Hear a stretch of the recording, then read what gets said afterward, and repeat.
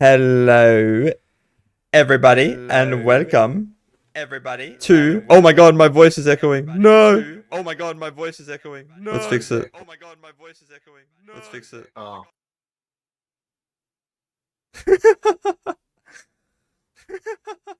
I know why. Here we go. You were watching. There we go. Problem solved. Welcome to episode 1 of Whiff of the Week and also the Whiffcast.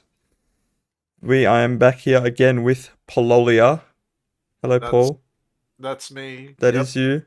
Yep. And we're going to kick it off with the epic segment, amazing segment that we've thought of called Whiff of the Week. We have a name for the podcast now, which is the Whiffcast.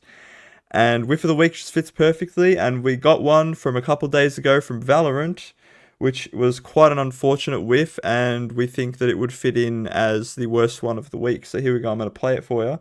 Paul clipped this. For some reason, it's 1:30 long, but I'm just going to skip to the whiff. I couldn't fix. Yeah, it is what it is. Nothing was working for trimming. Stupid shit. Alright, let's skip straight to it. I can't see shit, but that's okay. That's fine. You can watch on Twitch. Your duty is not over. Weapon. No charges left. Sure. Alright, we got Paul here playing. He's dead. There it is. Reina Whiff of the Week. Let's get the username here so we can see. Discord Kitten. I wouldn't expect anything more from Whiff of the Week other than the username Discord Kitten. I didn't witness this myself, but Paul did. What were you feeling in that moment, Paul? I was. I didn't know what to feel when I was watching, to be real with you. You can actually hear, before you start spectating, you can hear Reina start spraying her gun. Right here. And you can hear the magazine is running out. Many bullets. By the time you're spectating her, she already is on about 15 shots left. Yeah, 15 shots. Raze uses the jump pad. I don't know how she whiffed the first 15 because Raze was on the floor, but she starts jumping halfway through the magazine. Starts flying through the air. She's still spraying. She gets a couple of hits. She legs her twice. But at this point she's out of ammo and she just gets destroyed. And I think we lost this round as well, just to add insult to injury, although we didn't capture that part. We lost it. Yeah, we definitely lost that round. And that's the first whiff of the week, so I hope that we find more of them in the future. We definitely will, because there's a lot of bad players, especially in games like Valorant. And we are some of those players too sometimes. So I'm sure that the next few whiffs of the week will probably just be us messing up. And over we go to our main window here on Google, and we're going to jump into our first news topic as we start matchmaking. Paul, do you want to choose the first topic while I get our streams up and running in these windows? You just Russian roulette, choose one that you want, I guess. What can we discuss? The photorealistic, one of the photorealistic games, Bodycam, just came out in early access. Alright, you want to start with Bodycam? Yeah, we can start with Bodycam. Yeah. Bodycam is, you want to explain what it is? Well, you kind of already did, but it's a game that just looks so real, and it's kind of like unnerving to realize how games progress in terms of how the quality and shit. And it, like, for this game, it's not as hyped as the single player one that we saw like a year ago on like Twitter and that, but it still looks pretty good, and it's multiplayer, so that's going to be mostly for like playing with friends and content creation, where I reckon the other game is more cinematic and story based. I'm looking forward to. yeah, so you remember when the unrecord thing came out, right? Yeah, that was Unrecord. Yeah, Unrecord. Yeah, so I think Unrecord kind of started the whole fascination with the Bodycam, or just like the Bodycam genre, I guess, for the games. Yeah. Let me open up the site here. Here we go. Longer-awaited photorealistic FPS Bodycam. I can actually pull it up on. Is it out yet? It was supposed to be. Bodycam. It is out. It is out. It came out. I think it just launched recently. Yeah. Here's the Steam page. We got Welcome back to Bodycam. This might be one of the most realistic. Oh, they got Jack videos out there at the Frags to do the video for it. Oh no, they just cut a bunch of streamers together. Okay. Developed by two. I watched like Marcel, like from the Battles crew, play the game for a bit. It looks too good, is what I'm trying to say. Yeah, I watched You XQC play it a bit. It's Oh, got mixed fucking- reviews right now, which is interesting. What's the 58%. reason? I guess we can look at the reviews and see what people are saying about it since it just came out. This guy said, cool game, too bad no one knows how to ready up. A lot of players have been unable to get into the server since the game was released an hour ago. I mean, that's just day one server issues probably, as a lot of games have that. This guy says it's like I'm playing with a horse centered for arms. I wonder what he said. I wonder what he said there. I could only guess. I can only guess. Figure out. This guy's also saying once you figure out how to ready up, get into the match is pretty good. So is there some sort of thing where readying up is like not obvious? This guy says no one knows Maybe. how to ready up. I guess there might be some sort of UI thing going on there. But I'll be bad as this game. I mean, the first as thing bad I'm as looking Call at of is the Duty. fucking store for Call of Duty, and then there's tournaments, and then there's the battle pass. Another battle pass. You in my party? Oh, you are. Beautiful. Yeah. Let's get searching here. Quick play. Is there any new playlist? No, not really, is there? Nah. We'll just go But small I- map mosh pit again. I finally unlocked the Advanced Warfare Sniper. Too late for the meta, I assumed, but makes me feel like I'm 14 again. Or 13, depending the year. Let me get back to I- the webpage. There we go. Beware. Whiff. Did you ever play Advanced Warfare? No, I didn't play Advanced Warfare. That's one of the games I- I skipped. Surprisingly, I was good at Advanced Warfare. And someone would never let me go because of that. Well, Advanced Warfare was the first one that had any sort of like boost pack. Advanced movement. Yeah. It was the first game in the like futuristic setting. Dude.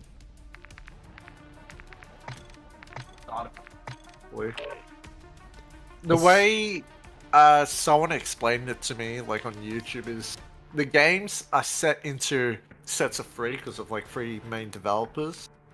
Yeah. So when Advanced Warfare came out, that was the start of the trio of futuristic movement. And then after that, it was the like boots on the ground movement and stuff. And now we're in this like weird hybrid era of like Warzone mixed with multiplayer and shit. It's like- Yeah, we're kind of in an era where jump packs and boost packs are not really a thing, or they haven't been since, what was it, Black Ops 3? No, not Black Ops 3. Infinite Warfare? Did Infinite Warfare have it? Infinite Warfare had it. Infinite Warfare did have the boost packs, right? Mm-hmm. Yeah, right, okay. It was the final game that had it. And then Black Yeah. Ops 4 had boots on the ground. Right, And yeah.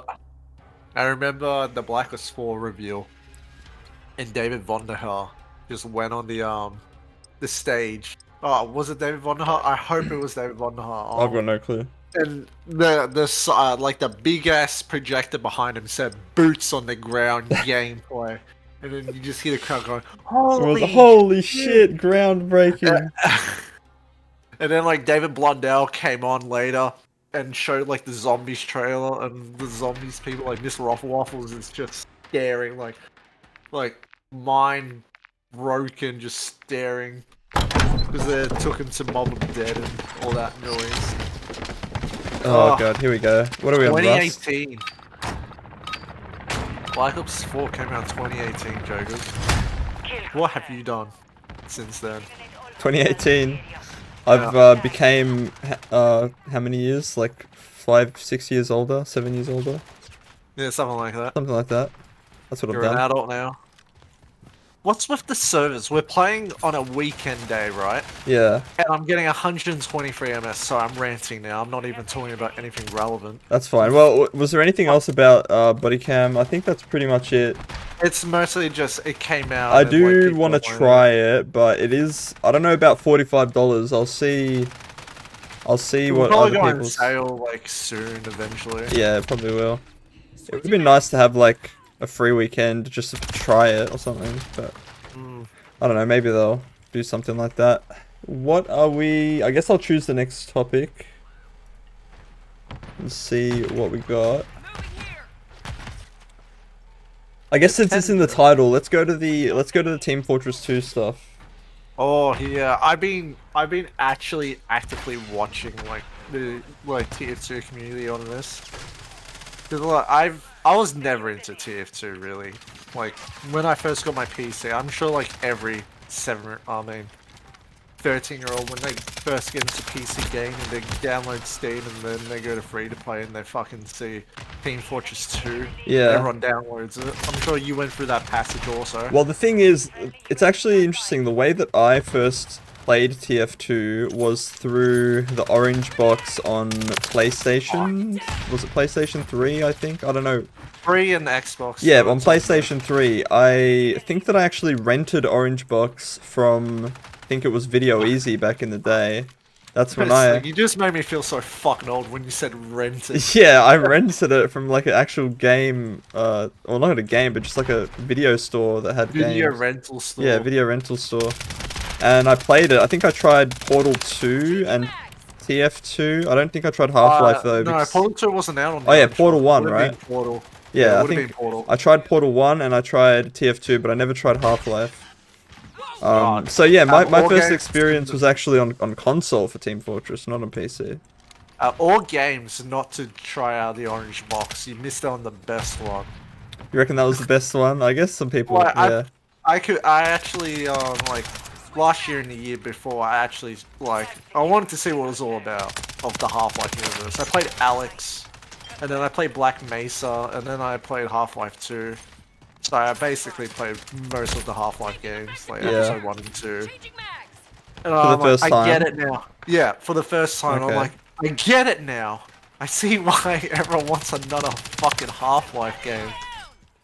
Sure, and like the wow factor might have disappeared because apparently with every Valve game in the Half-Life, it was a whole new technological advancement. Apparently, like with Half-Life 1, I think it was like mostly of like AI with the bots and like the enemies like trying to flank you and shit. Yeah. And with Half-Life 2, it was a technological advancement in the physics and requiring a GPU to play the game. Like a physical, like an NVIDIA graphic card. Yeah, was Half-Life 2 was on Source Engine? Like the... Yeah, the like brand new Source Yeah. engine. And Half-Life 1 was on Gold Source. Yeah, okay. That makes sense. Well, TF2 then- was on that engine too, no? Or was it on a different one? Yeah, it's on Source engine. Yeah. Okay. And then, and as you would know, Half-Life Alex was to be played in VR. Yeah, but that was on Source 2, right? Yeah, that's on Source too. Yeah. But like the main thing was VR. Well, with Team Fortress specifically, the recent thing... I haven't really looked much into it, but it's got to do with bots, right? Like Yes, invading yes. the servers, or... Let me give you the too long. Yeah, do it. This has been going on for like probably like 4 years now. Like people, like the servers are like flooded with snipers bots that are just spin botting, killing everyone, just making it unplayable. Yeah, okay. And that's like one part of the problem. So no one can play the game, and if you try to kick a bot, all the bots will like say no, and then they will kick you. Oh, so they're like, they're programmed to kick you if you're complaining about them or something. Yes, and then there's and that's like the multiplayer side. There's the co-op mode, man versus machine. Yeah. So on that, there's bots also. Depending on how you feel about the thing, like the bots are technically helping. Like they play the most sweatiest snipers and shit to beat it better. But the reason why they do that is in when you complete a campaign in man versus machine, it's like CS:GO gambling. Like you have a chance of getting like something very rare that you can sell. Yeah, I've seen how how real that life. system works. The lootables and stuff in TF2. So they're doing it to make a profit, and that's like impacting man versus machine. Okay. And there's like a, this isn't really part of the botting thing. I just want to throw it in. There's like a group on Man vs Machine where there's a whole website dedicated to people who are quote unquote banned from playing Man vs Machine. Like they are blacklisted. So like the moment, like let's pretend you're on that list because you weren't playing a certain meta in Man vs Machine. Like you're not playing as Pyro with a certain build. Yeah. You get like blacklisted by these people, and like whenever like they track you, like every time you launch a Man vs Machine, like bots join in and fucking kick you or ruin the game for you. And it's like just a Yeah, that's pretty fucked up. like when I was watching this, like I watched this like at night before I go to bed. I'm like, do these people not have anything better to do? Yeah. Are there any? Surely there's a bunch of clips and stuff of like the bot Oh, lobbies. yeah, there's, like, I wanna pull one of those up because I haven't seen any of them. Do you have any in mind, or should I just look it up? Search up like angriest TF2 Man vs Machine player. I reckon one will pop up. On your six. We've lost the lead. Grenade! Oh, I gotta be real with you, Jacob. I haven't really eaten today, and because of what happened last night with my car, I can't drive anymore for a bit. So I'm drinking, and I'm already feeling it. Fair enough. Fair enough.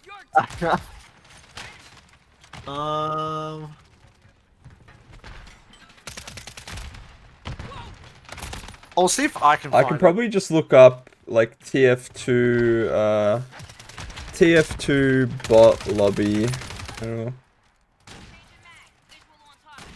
Ah. What's this? Playing TF2 until I join a bot lobby. Oh, A lot of sniper recently. that will take a minute. Kind of hard to play a sniper. Not even. Okay, it seems like we got ourselves a. We tried Fresh playing. game. Surprisingly, I don't know. Okay, so there's no.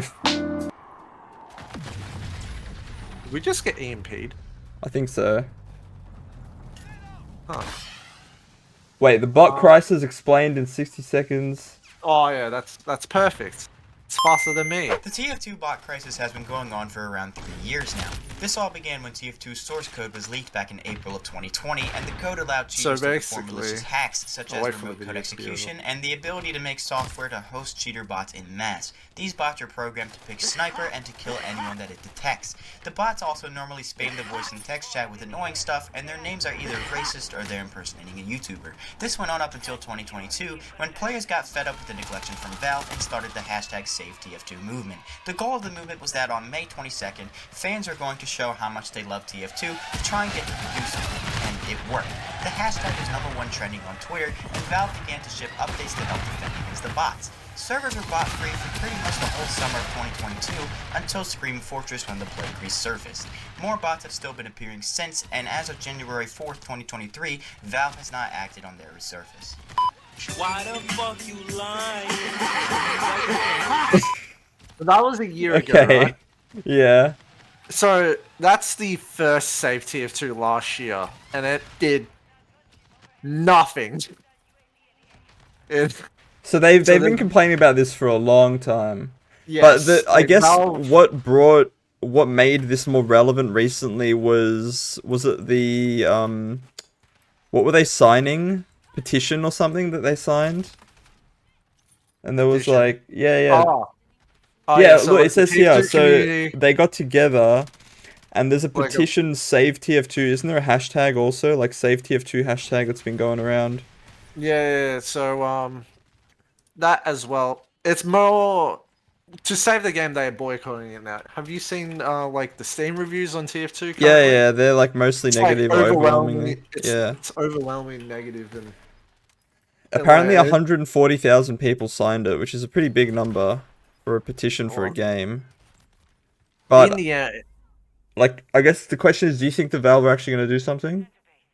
I can see there's like three things that can happen. We can have the bad ending where nothing happens, We can have the good ending. Oh, I mean, there's two good endings if you really think about it. We have the good ending that Valve actually addresses it and fixes it. Yeah. And then it's like the neutral good ending where Valve is like, yeah, fuck it. And then they just turn off the servers for VAC hosted servers so it will only be custom. Yeah. And like that can be good because like I don't know if you ever played like Counter-Strike Source in 1.6 in 2024. There's still servers around. Yeah, Like, there are. But if they had only custom servers, would they still be able to have the same marketplace and players? monetization thing going on if there's custom servers? They probably could. They can probably set up a thing for it. I don't see why not. They'll probably have to like I don't know, like people who have to host their own custom servers, they'll have to I don't know, something with compliance and like finance. Certain guidelines or something for your custom servers. Yeah. And like being audited every couple of years or something maybe. Yeah. Alright, well, I guess we'll see how that turns out. I personally think that Valve aren't going to do much, really. They're probably going to do the bare minimum, just because of how, like, old the game is, and they're probably like, oh my god, this game, like, it's... How old is Team Fortress now? Team Fortress 2? It's like... 2007, I believe. 2007. This game's, like, pushing 20, and these it's guys... It's still making money, though. Yeah, it's still making money. So I guess in that aspect, they probably care about it. But is it making enough money for them to do something? I guess we'll find out based on their response. If they give one. If they give one. Moving on from Team Fortress, do you want to choose the next one? We'll just go back and forth. We'll do something that you put in that you have more of a childhood memory with. The Twilight Princess, Legend of Zelda port. Oh, you want to talk about that? Okay. Yeah. So it's basically just... I mean, people have been wanting Twilight Princess for a very long time on the Switch now, if I am correct about that. I'm pretty sure people... Because it's a very popular Zelda game, but from what I... Yeah, I played it. I mean, I played it when I was really young on the Wii, and I replayed it like a couple of years ago on stream because I just felt like it. And even when I replayed it, it was still pretty much as good as I remember. Obviously, the graphics... Whenever you go back to a really old game like that, you think the graphics were so good back then, but then you go back and they actually were not that good. You ever gotten that before? Oh, yeah. Fucking GTA 5 on Xbox 360 and PS3. If you watched it now, it looks so fucking shit. Yeah. I don't know what I was smoking when I was like 12 and 13, but... the trailers for it, even like... The trailers themselves for those old versions of GTA, the initial trailers, even they look bad. Like, because the trailers are all in-game with Rockstar, right? They're all, like, gameplay in-engine trailers. Yeah. And even the trailers, you can really see how much it's aged. But back then it looked fine because it was, like, state-of-the-art or whatever. But now it just looks really bad. If you look at the difference between, like, the most modern versions of Grand Theft Auto, like the PC version and the PS5 and all that versus the PS3, it's just night and day. It's completely different. But with Zelda, I don't know how they normally do Switch ports because I'm not really a Switch player, but I'm assuming they give it like a resolution increase, or I don't know if they change the textures at all. I guess it depends on the game. With the latest Zelda remaster they did, which was Skyward Sword, I believe. Yeah. It was practically the bare minimum with with a pay to win feature. What was pay to win about it? I played Skyward Sword as well. In Skyward Sword, you can't fast travel. It's anywhere you want. You have to go to a fast travel post to do it. Yeah. Which is like a statue. But if you bought the Skyward Sword amiibo, then you can fast travel. You can fast travel anywhere. Yeah. Okay. And that's like the main well, here's the thing, right? You couldn't fast travel anywhere in the original, right?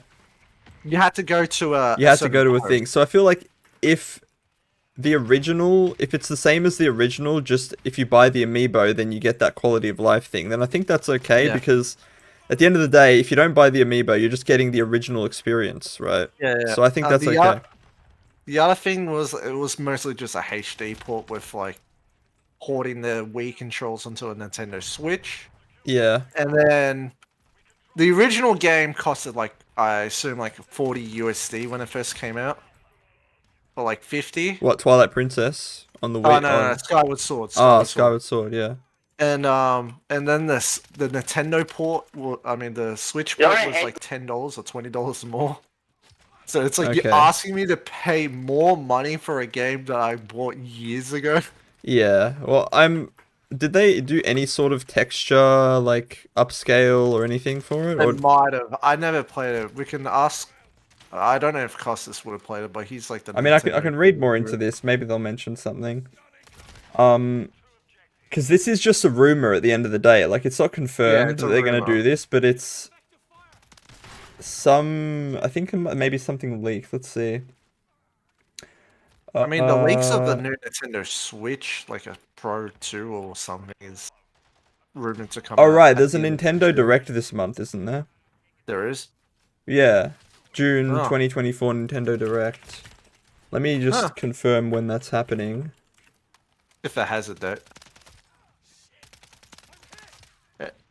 Oh no. Nintendo Direct 2024.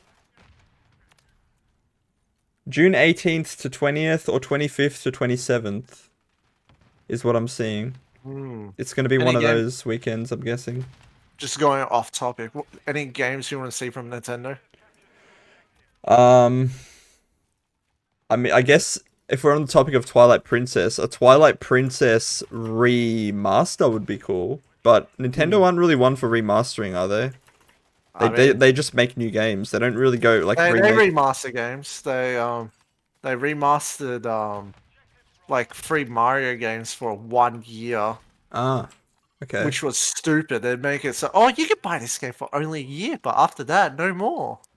Yeah, It that's was kinda like dumb. Mario Galaxy, Super Mario 64, and Sunshine. And I Okay. was like, fuck, I gotta get this. Like, one of my favorite games as a child was Super Mario Galaxy.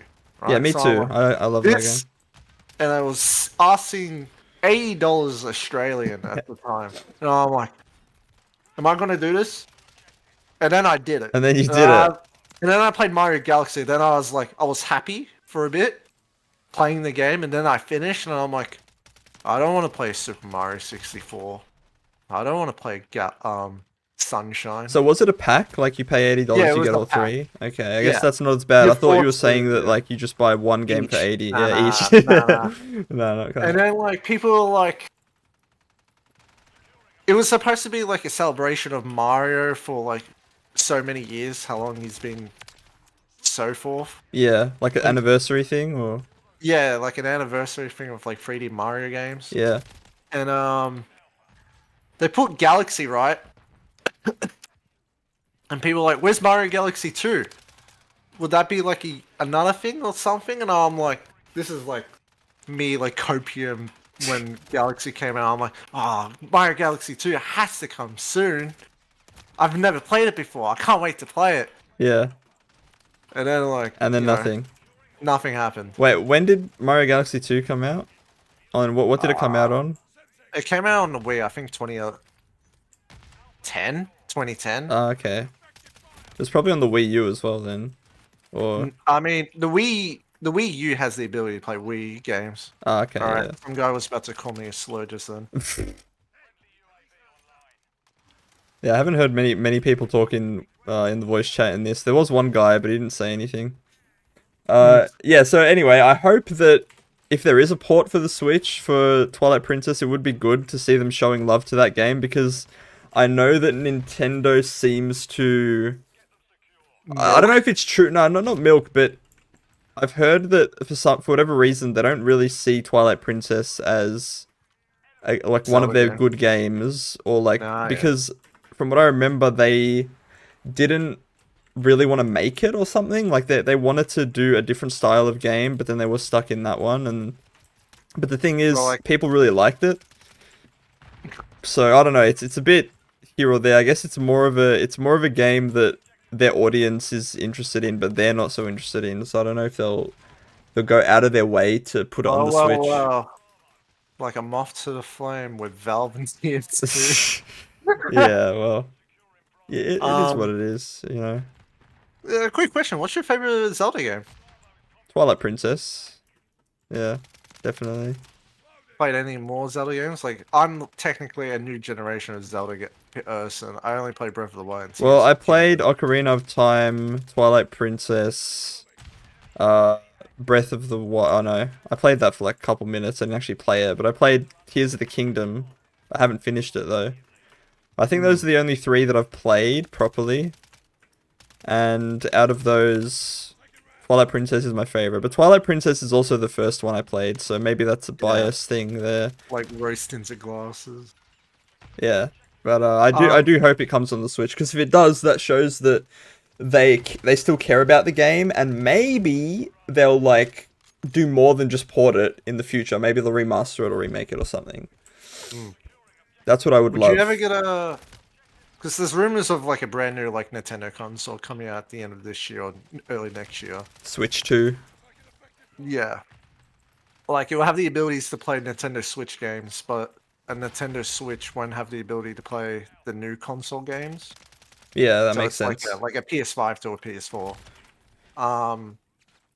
You ever get a new? Would you ever buy another console? I know, like as soon as you go into PC gaming, you just completely stopped. Yeah, I don't know. Except for a certain game coming out next year that you will buy one, and you know you're not like you'll GTA 6, yeah. GTA 6. I mean, when GTA 6 drops, by the time it drops, the PS5 prices probably will be reasonable, or like they're already reasonable, but they'll be even cheaper probably than what they are now. So I might find one that's like secondhand, or but I will end up having to get it for GTA 6 buys the because PS5 Pro for GTA 6, play at 4K 240. I'm definitely not going to buy PS5 Pro. I'm just going to have to deal with playing on a normal PS5 for the first year, and then when it's on PC. I mean, like, what do you even play games currently? Just 1080p? Yeah. Would you ever like go 1440p? Probably not in the near future, because Well, then like a regular PS5 should be fine in terms yeah, of performance, unless they like do this dumb shit where it's locked to 30. And they'll probably have 1080p. performance mode and quality mode. They do that in a lot of console games nowadays. Yeah, they do it for like mostly every game. Okay, so yeah, Legend of Zelda, I hope they do it because it means they are more interested in Twilight Princess, and maybe they'll do a remake, maybe they won't. I also hope future Zelda games, even though I doubt they will, like Breath of the Wild era and Tears of the Kingdom era, I hope that they kind of try go for like a Twilight Princess more realistic tone, but I don't think they will because they probably want to stick with the same style they've been doing with Tears of Breath of the Wild. But it's always a potentially possible thing. I just like had like the biggest whiff just then. Oh, did you? I missed like 5 easy shots in a row, and then I just got sniped.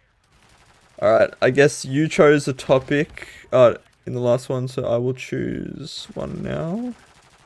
Okay, well, you chose one I was interested in, so I'm going to choose one you're interested in. Let's talk about the Yakuza Amazon TV show. Don't get me started. And now, this is something that I basically know nothing about because I don't play Yakuza, and I generally just don't consume much media at all from, like, Asia, whether it be anime or whatever. I've never really gotten into, like, the anime thing or, like, the Japanese... What do they call, like, Yakuza-style stories? Is it, like, Japanese gang type... story. Just mafia, but like Japanese. Mafia, yeah, like Japanese mafia stuff. Shit, you guys are ass. Jesus you Christ! Jesus Christ! That was loud. Ass, bro. You guys are ass, bro. Yeah, cool. Anyway, You guys are ass. Yakuza. What got you into Yakuza in the first place, and how do you think the show's gonna be? You remember Liam from high school, yeah? Yeah, I remember Liam. So I share my library with him. Kind of still do, but it doesn't work, and I haven't asked them to to fix it because it's been like 5 years. And then I just see he had Yakuza 0, and I'm like, fuck, I'll give it a try. Best decision of my life. Let me tell you. The game kind of starts slow at the start, but when it gets going, oh, great. I just don't even play for the main story. I mean, I play for the story, but the mini game, like karaoke, and then You know Yakuza memes, the Baka Mitai thing like years ago, like the fuck, what was it? I know that it is a heavily memed game, Mm-hmm. a heavily memed franchise. Like that guy on the left, Mina, in Yakuza 3, he like spoke English for like a whole cutscene, and like when Japanese dubbing to English is always funny. And it's like, yes, no, thank you. Thank you. And then he like just punches. Do you play someone. it? Do you play it dubbed or do you play it? I play it subs because most of the games are only subs. Only like the 7 onwards started becoming dubbed. Okay. But like, I'm so used to it being dubbed anyway. I mean subbed. Yeah. Okay. Well, from what I've seen of you playing the game, it seems like it is open world, right? Or no? It is technically open world, but it's like It's like a beat 'em not up like- game. it's a beat 'em up, but it has like mini games of all kinds of random shit in it too as well. when I think like open world, yeah. When I think of open world, I think of GTA 5 and Ubisoft, how it's like just big with nothing to do. Well, right? what open world game could you compare Yakuza style to? Can I think of? Maybe I've never played I only played Jack and Daxter 1, but I've seen some gameplay on 2 and 3. How it's like kind of open world, but it's like small still. Yeah. Like it doesn't take you like in like most Do you of drive the... in Yakuza or do you just walk No, everywhere? no driving. Okay. You can fast travel using taxis, but it will take maybe 4 minutes or 3 minutes to go one side of the map to the other in like the main games of Kamurocho, which is like a heavily inspired place in Japan. Okay. It's like considered like the nightlife of Japan, the place the game is inspired from. Yeah. I don't know the proper name for it in Japan, but So how do you Anyway. think it would be adapted into like a show? How would that work? I mean, in the your game- perfect world. I mean, if you really wanted to, this is what I did with Metal Gear Solid. When the Phantom Pain was like was coming out, I was like, I played Ground Zeroes, and I'm like, I can't wait for this game to come out. And what I did was, I need to know the story, so I watched Metal Gear Solid 1, 2, 3, 4, all the cutscenes and that, and then Yeah. like, fucking Metal Gear Solid 4 had like 17 hours. It's a fucking long ass game, and then I played Death Stranding, and the final cutscene in the game was 2 hours long. But if there's in like the menus, So Death after you complete Stranding's the take game- is basically like, well, we could make a movie or we could make a game, or we could just make Yeah. a movie, put it at the end of the game, and also make the game. like with the Yakuza, like I'm sure they're gonna do the first Yakuza story, like the first game, because that makes the most sense. I mean, the game's been adapted multiple times into comics, and there's been a movie on. Did the it first originate game. from a comic, or is it originally a game? Originally a game. Okay. The guy that creates Monkey Ball created the game. The director. That's a fun fact. But you can there's like a thing where you just watch all the cutscenes at once after you complete the game. Yeah. And it, like mostly makes sense. Like there's parts where it's like, oh, the main protagonist is running to a place in the game you have to fight a bunch of people. But it can be easily put into a show. like a TV show. And Yeah. each season's a game. Yeah, because there's a lot of games, aren't there? There's technically 8 in the main one.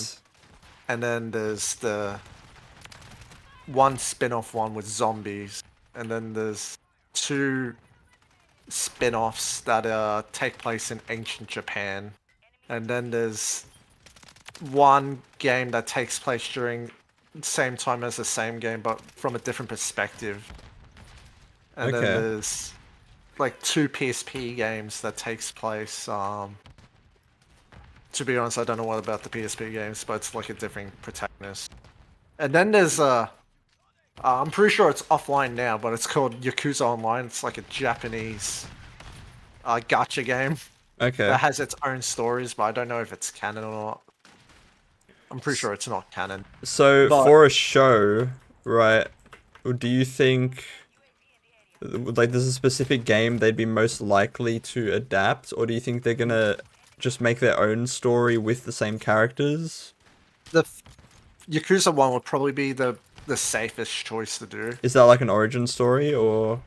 Yakuza 0 is an origin story of Yakuza 1, because Yakuza 1 came out in like early 2000s, and Yakuza 0 is a prequel to that game that came out like 2015, 2016.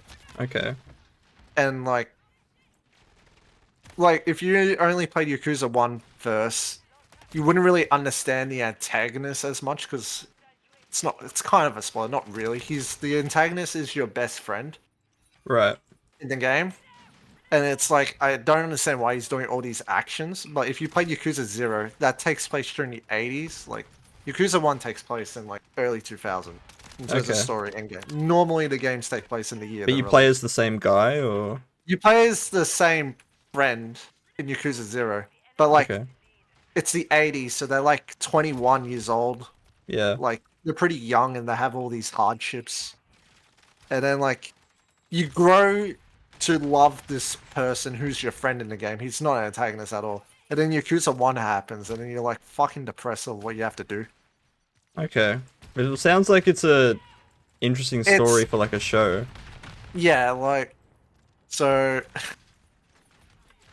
it's like there's a running joke in the community where the game is quote unquote serious. It's like serious crime drama. And then, like, it cuts to gameplay where you're just doing karaoke all the time and fucking playing pocket racing. Yeah, there's a lot of contrast, right? Between, like, serious stuff and just playful stuff.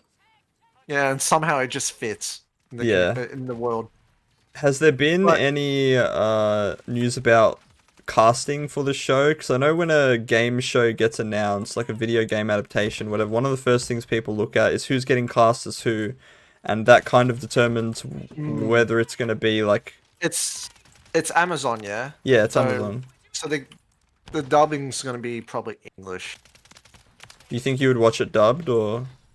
I mean, it depends on, like, where it's created. Like, if it's made with, like, American cast, then I'll watch it English. I don't really care. Yeah. Do you assume that it would be made, like, in English? I reckon it will be made in English. Yeah, probably right. And the characters will be English also. Yeah. English speaking. But yeah, I just hope, like, one of the things I have concern with, like, in Last of Us, the TV show, did you find Ellie as a annoying character?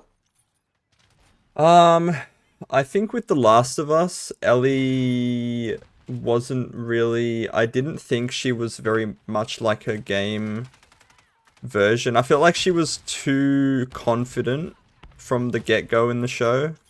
Like, in the game, she felt kind of innocent at the beginning, and she sort of became, like, badass version that we know of her now. Yeah. Whereas in the show, it kind of felt like she started confident and more like the later version of Ellie. Yeah. The casting I thought was okay. I mean, she didn't look too close to what I didn't really care how Ellie looked. Yeah, at the end of the day, the way she looks doesn't really matter that much. It's close enough, but the main thing was that the personality, and the personality was fine for the later version of Ellie, I think, but for the earlier version of Ellie, it could have been maybe a little bit different. So yeah, going that, there's a what's the word that's not a protagonist? A supporting character in the Yakuza series. Yeah, side character, supporting character. Supporting character, like in the first show, I mean, the first game, she's like 6 years old. Yeah. And then throughout the game, she gets older because normally the games take place years they're released and they're a yearly release game. I just hope they don't fuck it up. Because in the first game, she was innocent. And like, anyway, first thing you see, she's hiding in like a spoilers. She's hiding in like a bar that's been shot up, and she has a gun in her hand, and she's like shitting herself. Okay. And as the games go on, she just becomes more confident as like a supporting person, and like looking after people and like being trying to be positive of her life, even though she had a shit life. Yeah. As long as they don't mess with her personality, I really hope. I mean, Fallout was good. It wasn't real. The game wasn't. The show wasn't considered like tarnished by wokeness. Yeah, that's a big issue in the modern like shows and game adaptations and stuff. Sometimes just for the sake of inclusivity and like variety, they'll cast weirdly, and like you don't really need to force it with a lot of shows and stuff, because a lot of those games already have a fair amount of variation in their characters. Like you don't need to force it in a show, and when you do force it, you can really tell and you can really feel it, and it makes the show feel like off. And I mean, most of like the main protagonists in the Yakuza. Are those juggernauts T-posing in the background? Sorry, I just got distracted.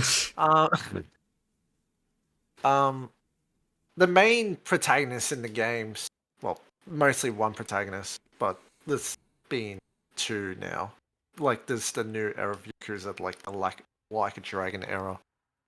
It's mostly positive masculinity in the games. Like the guy you play as, you wish you were like you had his mindset for everything. It's like once he has his mind on something, he will not stop until it's done. And he's like respectable, and he like understands people's problems. Like, and then like same with the other protagonist. Like once he's made a friend with someone, he has full trust in what they do in that. Even though like I won't talk about the latest game. But the latest game was really great. I really like the final cutscene in the game. How I can't say anything because it's like fucking spoilers. But I really, I really, basically he got his ass shit. He got his face kicked in the like fucked up for a certain reason, and he just took it. Like if he didn't have to take it. Like I'm sure he could have stopped the person who was beating him up, but he didn't. And they're like,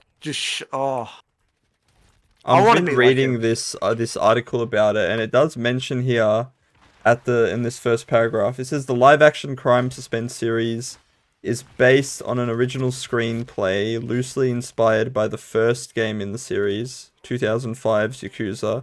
It says it'll be set mainly in the Kamurocho Entertainment District, straight from the game, and follow Kiryu and three of his childhood friends in two different time periods, 1995 and 2005. Okay. So I guess that kind of gives you an idea. Yeah. So teenagers and adults. So there might be some origin stuff in there, right?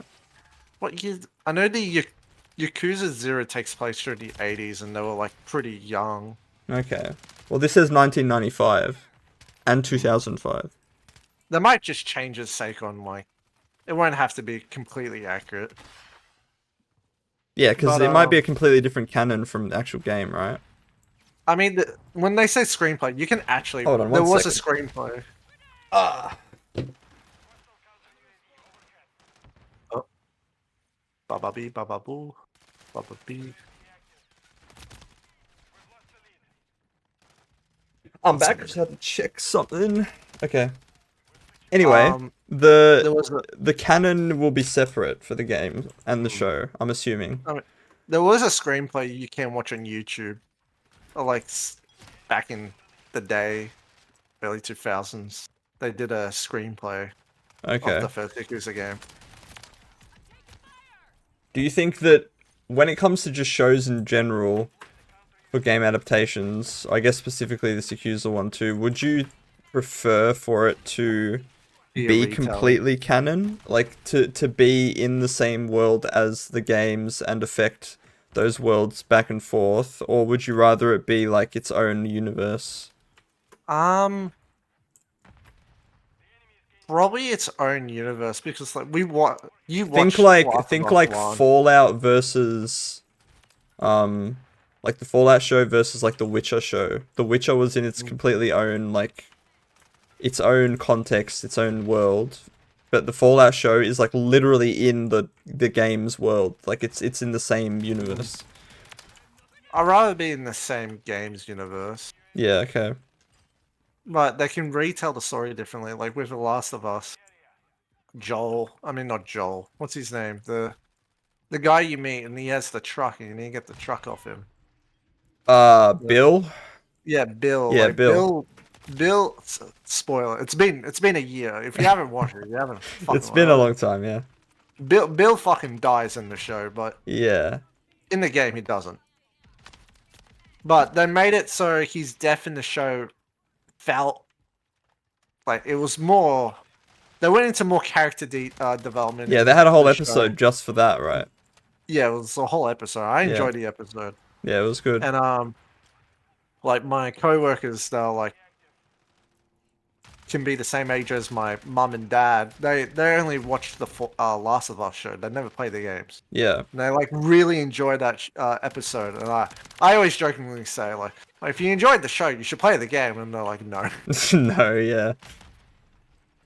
Yeah, that's the good thing about the shows, though, is that audience that would never have experienced the story of the games, like people that the age of like your mum, they get a chance to experience the story without having to actually play the game, you know? Yeah. Maybe not the exact same story in the exact same way, but it's close enough. Like, it's similar enough retelling. We don't talk about the Halo show, though. Yeah, we'll leave that one out of it. Alright, well, let's move on to a different topic. I guess it's your turn to choose one. Have a look and see what you think we should talk about. What can we talk about? We can quickly talk about the FNAF one. Oh yeah, you put that one in, didn't you? I actually saw... Yeah. I saw that come up in the news feed, and I had a quick look at the trailer. It's like a... pixel game. Yeah, it's like a pixel game. I'll play the trailer on stream. FNAF trailer, the newest one should come up. Into the Pit. That one, Into the Pit.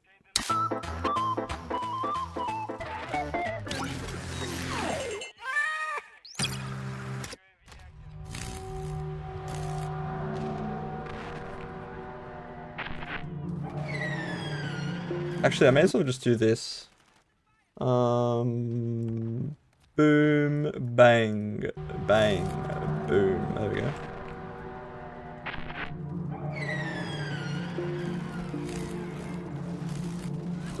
Oh, we fucking won.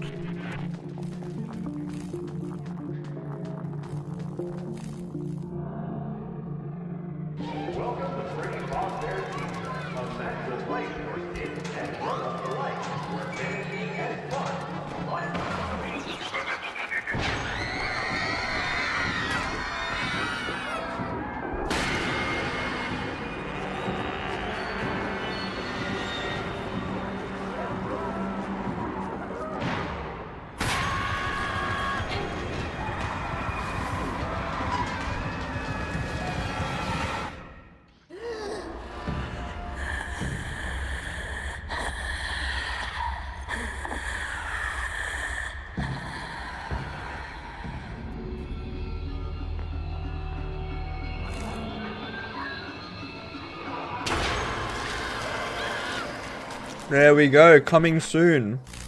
I'm just more of a... On the Switch, Steam, PlayStation 5, PlayStation 4, and Xbox. What do you think? I'm just into FNAF lore.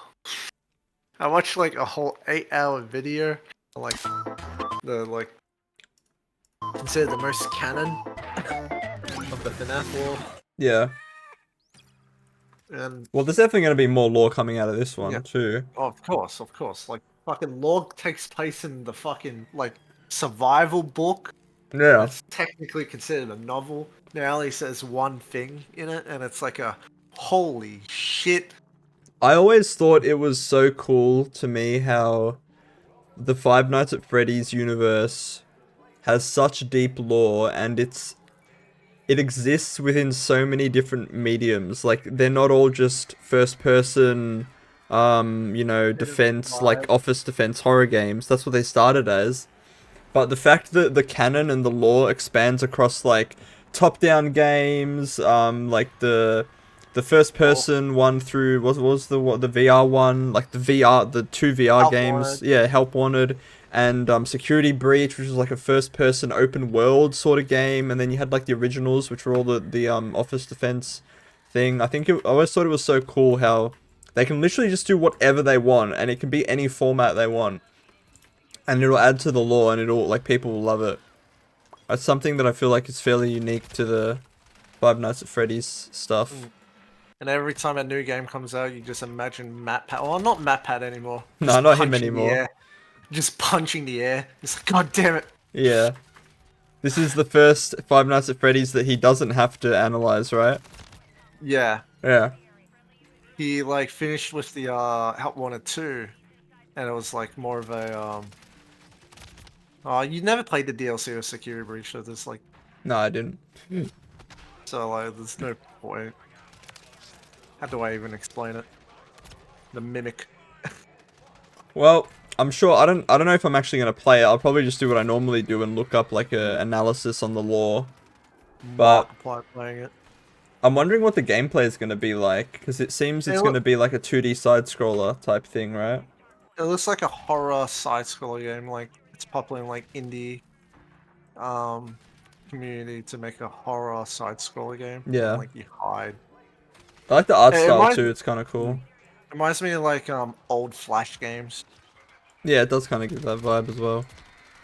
I'm just wondering how scary it's gonna be, because it's like the third person perspective or like the side scroller perspective, but I guess you can still make a pretty scary game there.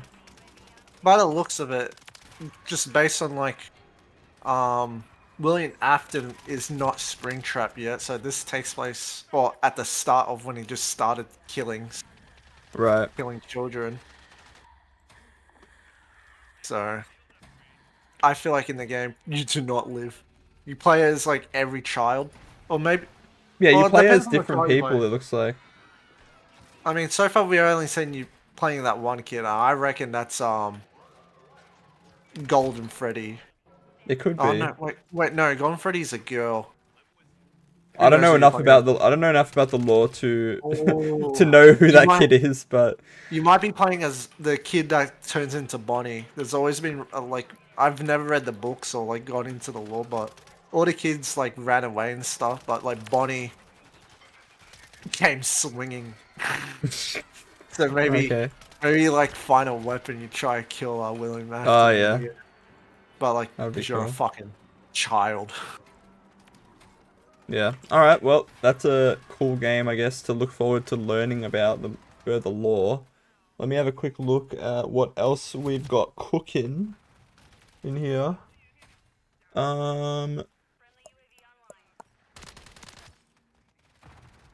Hey, Costas will finally be able to get a silver in the Valorant console edition. You want to talk about Valorant console, alright? Bro, how fucking fun. I did not prepare myself. When I saw it this morning, it came out like... Yeah, I haven't seen this trailer at all, so I'm just going to let it play through, and we'll talk about it after it's done. I watched it when it came out, like, I woke up early today, and it said, like, release up an hour ago.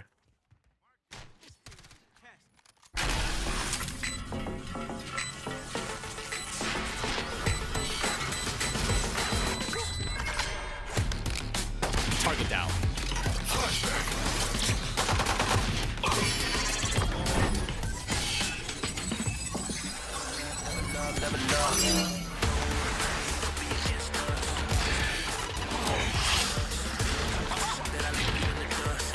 All you, Mark. Dizzy's up.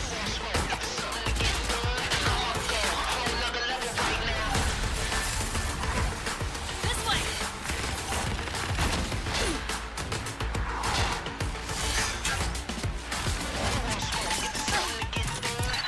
Cage trigger. You know we in it to win it. That's how we stay committed and pushing it to the limit. We want it all. We came ahead of the business by taking it to the finish. Time for the fireworks.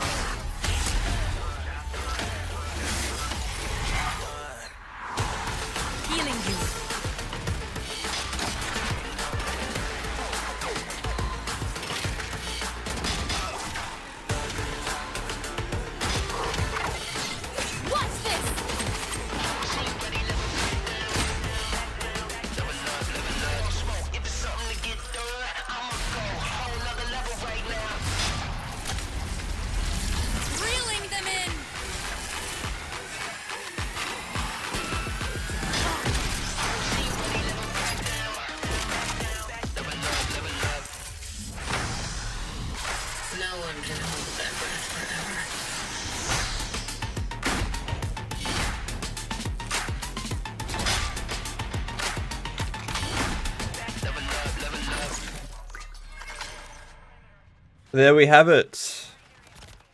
And it Valorant is on free console. limited beta sign up now. Xbox Series X, S, and PS5, but not PS4.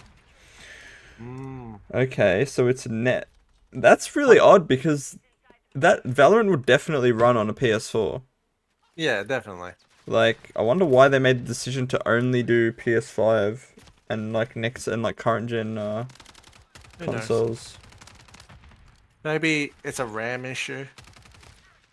I guess it could be, yeah. Or VRAM. But you could probably play Valorant on a toaster. Not at 1080p though. Console probably is set kind of, requirement. yeah, I was not expecting to get console Valorant. I mean, we got Counter-Strike Go on the Xbox years ago. So, I feel like there's a lot of questions I'd have about Valorant on the I mean, console. you see that thing where it like pops up for a thing, like I call it focus. Where, well, I assume it's like aiming down sight, so when you click it, it slows down your stick so you can aim. I assume the game won't have aim assist. So that's the point of the focus. I guess so. Where was the focus thing? You see it whenever they're aiming. Like the free thing, like like that tunnel vision kind of thing pops up on this. Oh, right. And then like you can still aim down sight when you like. So you think that like slows your sense or something when you Yeah, hit I that? reckon that's what. Yeah.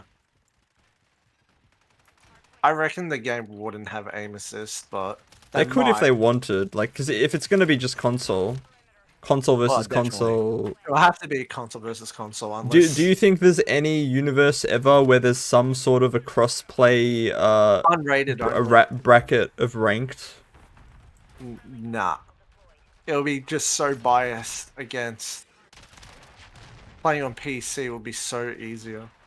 Depends how strong the aim assist is though, because if you look at like COD for example, Yeah. with the aim assist on COD, console players a lot of the time get the advantage. Yeah.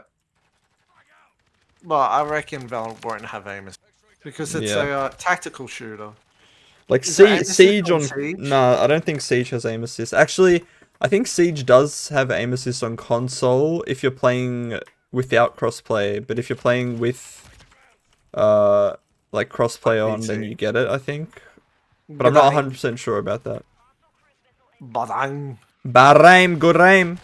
But you think Costas will finally make it to gold if he plays the console version? If he can find a way to plug his keyboard and mouse into his PlayStation and then play on the console version, maybe. How do you think they're gonna handle that input? Because you know you can do that now. You can plug your keyboard and mouse into your PlayStation. Or you could just buy a thing that acts like a controller, but you have a yeah. mouse in That it. was one. So my one question was, How would they? how are they gonna deal with the different inputs and stuff? And my other thing is, how is the anti-cheat gonna work? Can they still have a kernel anti-cheat on a PlayStation? Is that a thing? I mean, PlayStations and Xboxes technically already do. They have their own like Yeah, system like inbuilt. if you get like marked for for cheating in a game for like modding files and that, you get just banned from PSN and Xbox Live. Yeah, okay. So There will probably be people using similar cheating methods to what they do on Siege, though. Like, Zims and Cronuses to do counter recoil and all that. that just like it's like a man in the middle to aim for you. Yeah, like, it's not actually built into the console. It's just, like, in between the controller and the console, man in the middle. Mm. So I don't know how they're going to deal with all that. It's probably going to be a pretty troubling thing for them to try and deal with. But I'm also curious how many people are actually going to I reckon play a it. lot of people are going to play it because it's going to be on console. It's going to be free to play. Yeah. And that means you won't need to buy gold or live, I believe. Oh, yeah, if you don't need live for it, then that'll be pretty big. Yeah, I remember like when I didn't have PlayStation Plus on the PS4, I played Warframe. And Warframe didn't need it. Yeah. Yeah, you might be right then. It might have a pretty big audience. It's just that because the game's been out for so long now, I feel like a lot of the people who wanted to play it, they just play it on their PC. But I But guess there's, like- it'll introduce a new audience. Like kids and that. Maybe we'll get some people off Fortnite. That'll be good for our generation. Not our generation, generation after. I don't know. Like, would I rather kids like doing the Fortnite dances in schools or dating in Valorant? I Yeah. don't want to see. I don't want to see any PSN accounts named Herjet and Yeah, you're gonna see a lot of that. His Sage. fucking Sage, yeah. Her fuck. her I Jet. miss him. Yeah, I miss him. I miss that's her. if- I mean, you have to pay to change your name, but unless they have their own. Unless they Riot use ID. the Riot profile, the Riot account, Oh, bro. which they probably will. Let's be honest. Yeah. They'll You know probably a good just thing if play they do through that? Riot. If they make it so your skins cross over between the console and PC version. But then they Okay, don't make good as point. much money. Oh, that's just because of the PlayStation tax. So if you pay your skins on the computer, then it doesn't matter. It doesn't matter. Well, anyway, I think Valorant console is a disaster. Let's move on to the next. Let's move on to the next topic. Let's see what we got. We can touch on the Counter-Strike weapon skin that was sold for over $1 million. Imagine buying a skin instead of a house. I know, right? Imagine buying a skin instead of a yacht. Like, That's fucking Cisco. CS pioneered NFTs, and it fucking worked. so basically, what this is about is I believe it was, Case hardened. case hardened AK-47 in CS, which I think there's here it is. There's a Like the video best showing hammer. it. That's what the skin looks like. Oh yeah. It is a It's not full blue though. It's not a blue gem. the most expensive skin in Counter-Strike history, publicly sold. It's a StatTrak factory new AK-47 blue gem pattern 661. I know 661 is like the best pattern or the most valuable one. Wait, is it fully blue? Yeah, it looks off when I look quickly. Oh, it looks fucking bright blue. Yeah, it's pretty blue. It's pretty blue.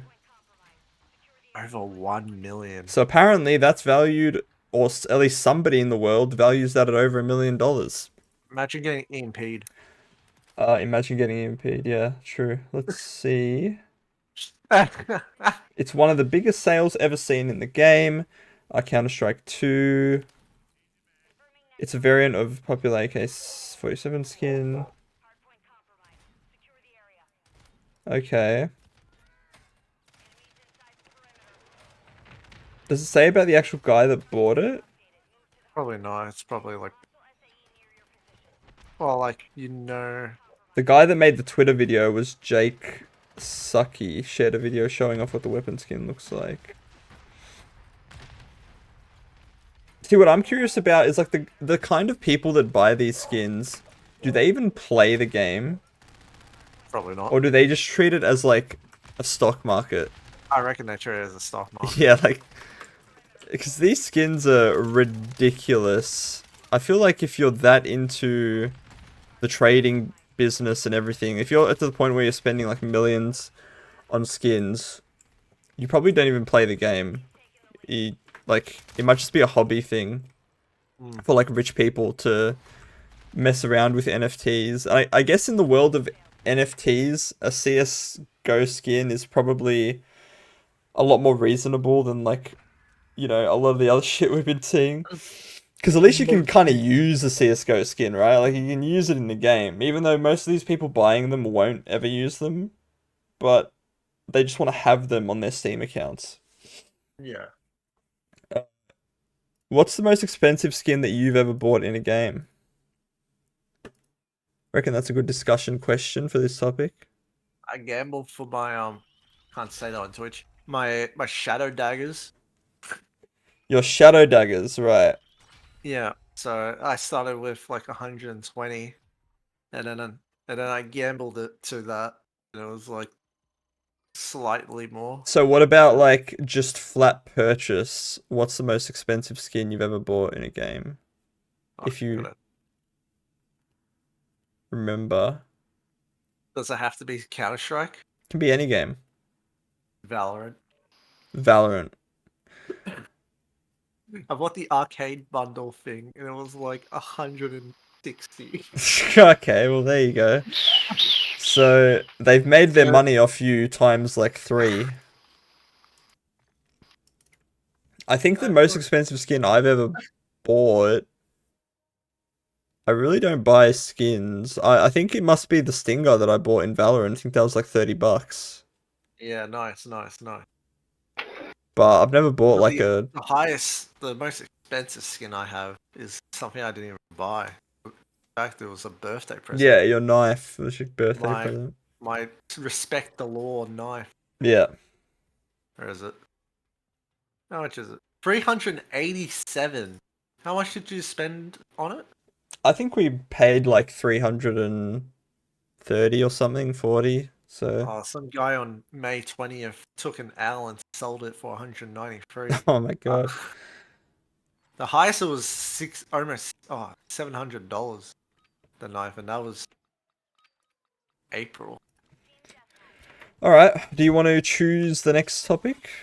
Oh, Have a look. do I?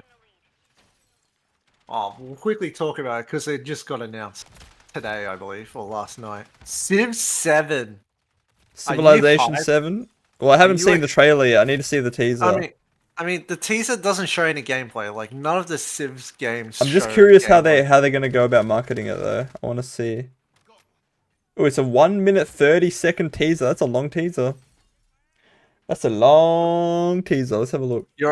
You already know we're gonna buy the game.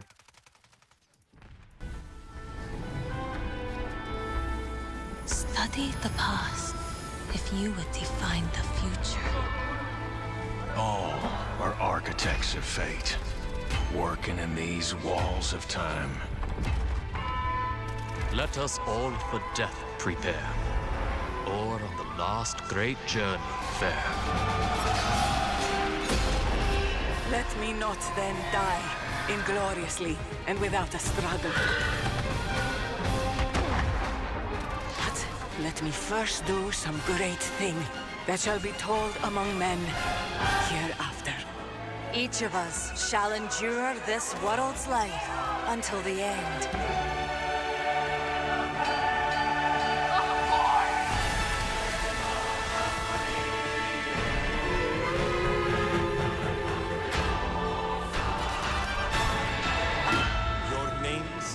Shall not be lost. So it shall be. So it shall be.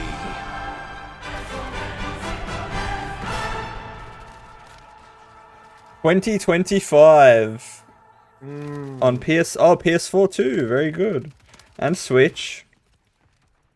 Fantastic. Gameplay August. That's something to look forward to. Yeah. Here's the thing though, I have a strong feeling that it is not gonna be very different to Civ 6, but I don't know, I could be wrong. What do you think? Yeah, probably slightly different. Like Civ 5 was, I believe, squares in terms of tiles, maybe? I could be wrong. I never played it, I don't know. And then Civ 6 was hexagon. I do think that they used to have a more realistic art style in the old Civ games, and they've moved to this cartoony, one. Cartoony looks better. Yeah, I don't mind the cartoony art style. I kind of like it, to be honest. All I know is we're gonna make Simon play it. Yep, it's gonna be good. Even if it's just Civ 6, but with a bit better graphics and more features. That's all I want. If you could ask for any feature that you could think of to be in Civ 6, new feature that's not in Civ, in Civ 7 that's not in Civ 6, what would you say, off the top of your head? Something that you wish was in Civ 6. Something like city skylines and seeing your people doing stuff. Yeah, that would be cool. Like being able to zoom in on the city and like zoom in and see what people are doing and like what year. To see like evolution of how far your territory has evolved over the years. Like, Yeah. maybe at the end of the game you get a time lapse. Yeah, that would be cool. A That'd be time-lapse right. feature at the end of the game that just shows the whole development of everything and all the wars. Maybe even like an AI that maybe writes a story of your world. That like writes a short story that just summarizes it. yeah, what happened and who fought who and the wars and all that. Because I'm sure that wouldn't be too hard with like the technology or the AI shit nowadays to be able to do that.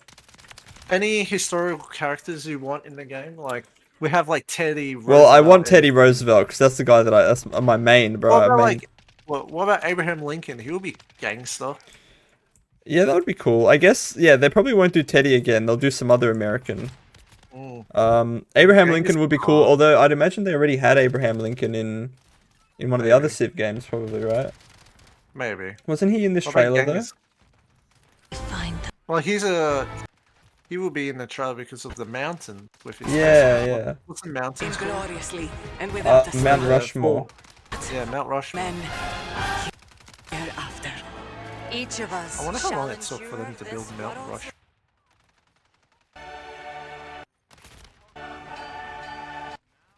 There's a lot of, yeah, interesting visuals in this trailer as well. I hope that, I don't know, it's something that's never gonna, I don't think it's ever gonna make it into Civ, but I would love to see a system where when you go into a battle, maybe not every, oh, let me mute this guy. What is he doing? See you later, bruv. Something that I would love to see, but I don't think it's ever going to make it in, is a lot of other strategy games that work kind of like Civ, where you have a major battle, and you get to actually see the battle play out, and you get to manipulate the battle by moving your forces around, and you get like an arena, like you get teleported into an actual arena, and then you get like the enemy forces on one side, your forces on the other, and then you can like command them and send them in and make them actually fight each other. Just like in Warhammer.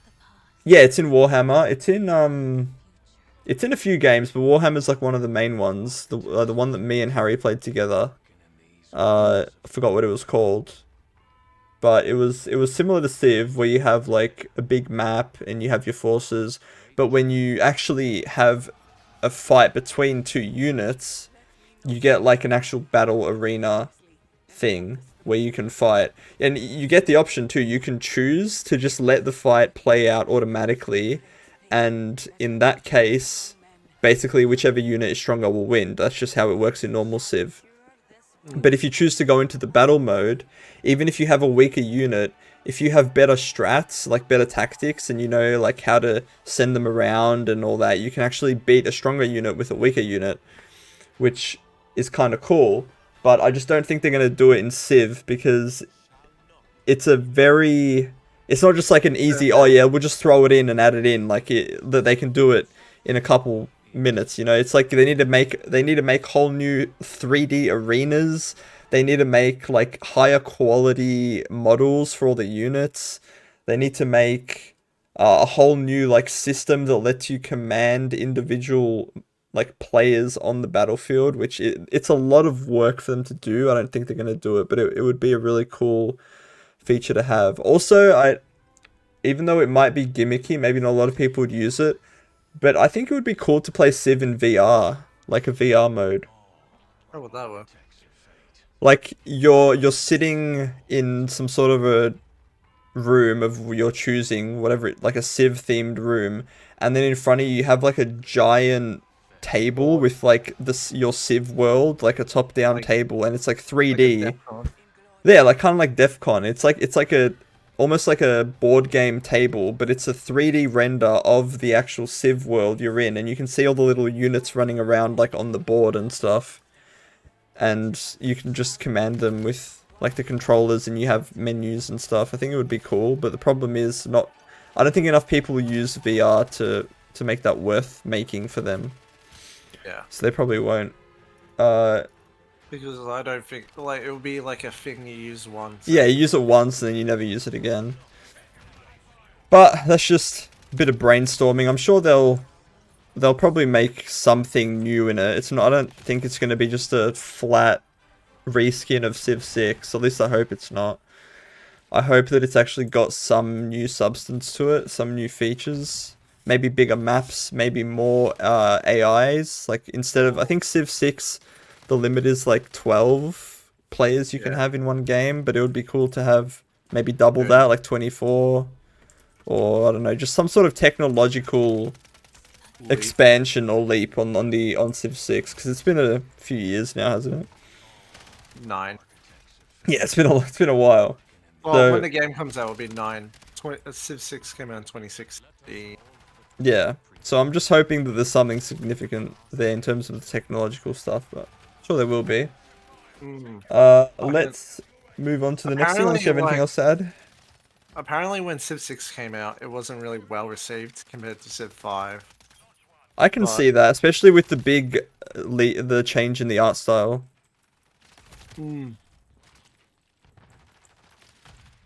Is there any other reason it wasn't well received, or? Maybe like they made it more streamlined to play. Oh, they made it like easier for newcomers and stuff. Yeah. Yeah, I can see that too. We started with Civ 6, so we wouldn't know. Yeah. But I'm assuming people that are OG Civ players, they could easily that's feel. Like every fucking community, like. Yeah. Black Ops 2 is better, and then like new kids like, but Modern Warfare 2 2022 is like crazy. Yeah, there's always going to be the people that hold on to the old games. Can't really do much about that. Sometimes their points are relevant and fair. Sometimes it's just clouded with nostalgia and bias. But I'm not sure. In terms of Civ's case, maybe it's completely justified. Valid. But I'm not sure. Is that about it for Civ? That's about it. I think so, yeah. Let's see what else we got. We can talk about... There's some... Oh, this is a funny one, I guess. Sims 4 fan marries their partner in real life and in-game on the same day. Just think of the logistics of that. At your wedding. You like, bust out the fucking... Have you seen the photos? No. Look, there's photos of it. I'll put them up on stream. Is that a Mac? So these are photos taken at their actual wedding. So the wife is on the laptop and she's actually playing Sims, and in Sims they're at the wedding.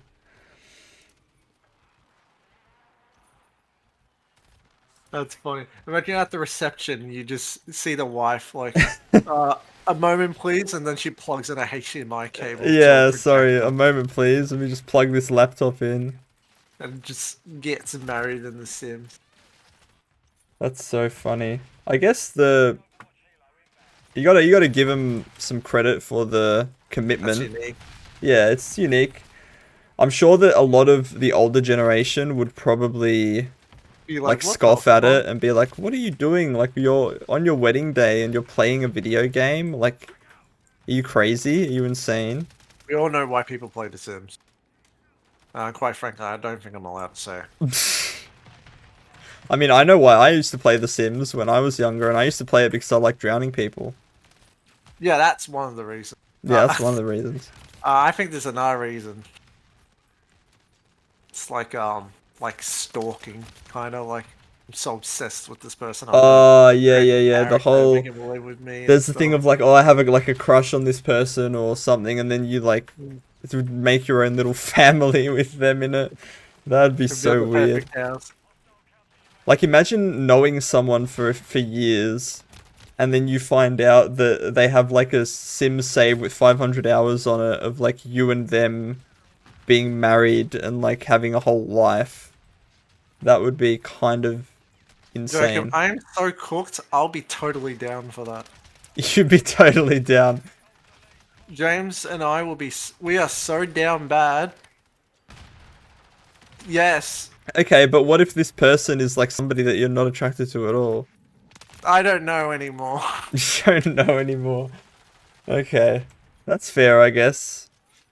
That was that's a quick little topic that I just wanted to touch on because I thought it was funny. Quick one. Yeah, would you ever consider getting married in game and in real life for the meme? Get married in what? I don't know, whatever game you can get married Roblox. in. Oh yeah, Roblox. Would you consider having a Roblox wedding? No. No. Alright, well that puts that topic to rest. Let's move on to the next subject. Lethal Company is getting an update on the 25th of June, and they're adding... Actually, let me play the trailer. I'll play the trailer. Lethal Company updates trailer. There we go. This one.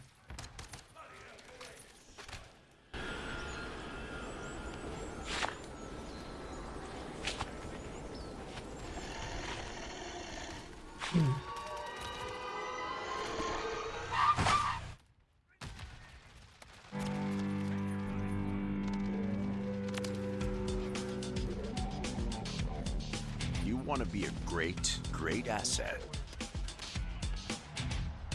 You want to meet the quota. I love this like 70s style ad, 80s style ad going on. Bro, at first I thought this was like a mod. Than the all-new company cruiser. You've got work to do. You've got a job to do. Bell, you got a job to do. Yeah. June 25th or sooner. Yep, that's pretty much it. They're adding a truck to Lethal Company, which Bro, I thought it was a mod. Where are you gonna have like this truck isn't even gonna work on like half the maps. Nah, I'll work on Titan.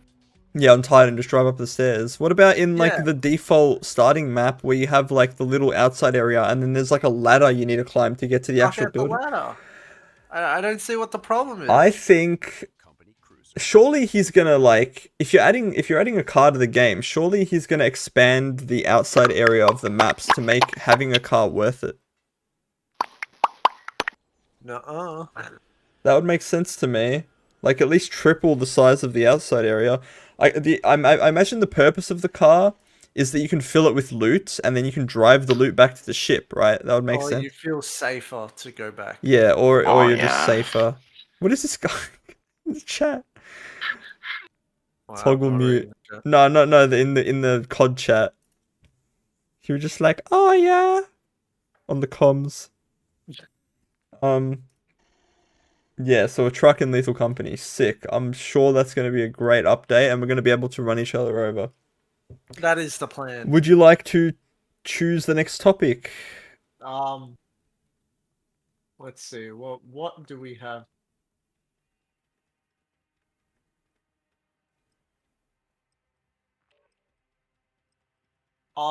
This isn't written down, but there was rumors or a legend of Black Ops 6 having 2 starter zombie maps on release. I have not heard about that, but It, you like, want to came in, like, tell us today. more. Where did it come from? There's like this news Twitter that I follow. That's Charlie mostly Intel or?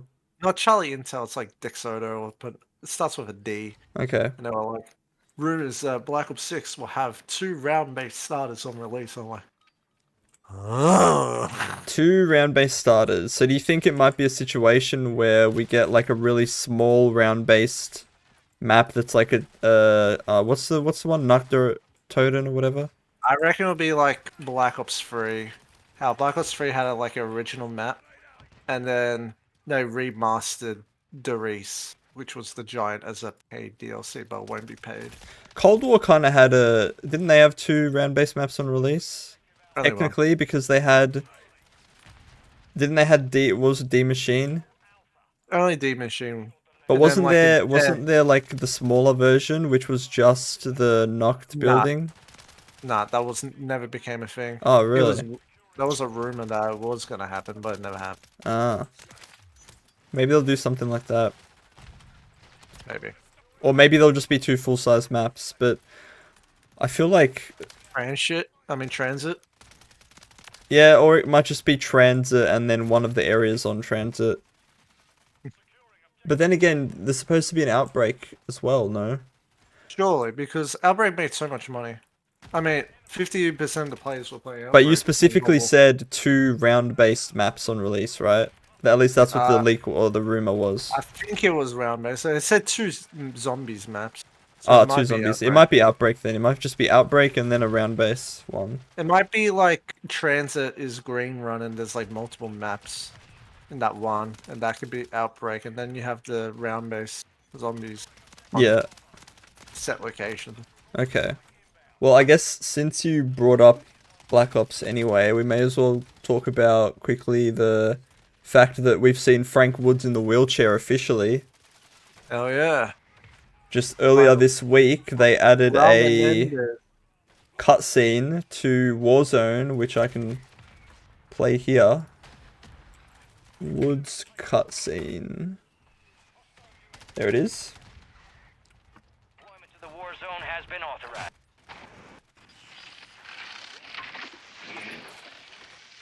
New orders, kids. We got intel there might be key information here to finally reveal that mole we've been hunting. Now get out there and get to work. There he is in all of his glory. That is Frank Woods, crippled in a wheelchair. And I'll put that in a sentence. why not? Glory crippled in a wheelchair. Yeah, he's still a Chad. He's on wheels now. He's on training wheels. Pre-order now plays Frank Woods. Pre-order now plays crippled Frank Woods. Wheelchair. Pre-order now unlock crippled zombies Frank Woods for Black Ops 6. Play him in Warzone today.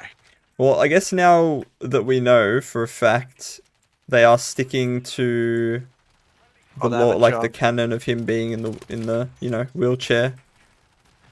Do you think we're gonna get to play as him in an era before he ends up wheelchair bound?